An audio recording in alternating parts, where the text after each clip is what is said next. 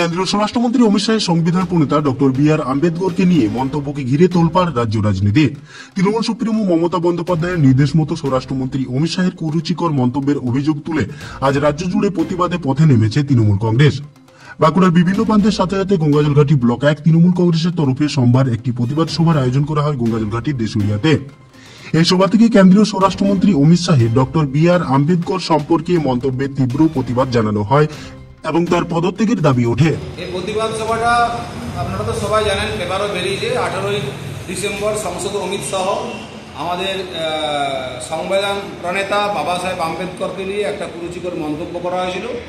সেই মন্তব্যটার বিরুদ্ধে আমরা প্রতিবাদ করছি। সারা পশ্চিমবাংলাতে তৃণমূল কংগ্রেসের আমাদের সভানেত্রী আমাদেরকে প্রোগ্রাম দিয়েছে।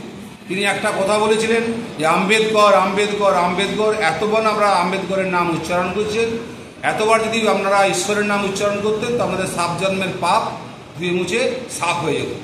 এই কথাটার মধ্যে আমরা একটা জিনিস অনুভব করেছি যে আম্বেদকরকে শ্লেষ করা হয়েছে, তঞ্চ কষা হয়েছে, অপমান করা হয়েছে এবং আম্বেদকরকে যে ভারতবর্ষের মানুষ ভরসা করে, বিশ্বাস করে, পছন্দ করে সেটাকেও অপমান করা হয়েছে। তার জন্য এটা মনে করেছি এই যে একটা অগণতান্ত্রিক কথা, এই যে একটা কি বলবো ফ্যাসিস্ট চিন্তাভাবনা, তার বিরুদ্ধে আমরা সারা পশ্চিমবাংলার বিভিন্ন ব্লকে ব্লকে প্রতিবাদ করছি।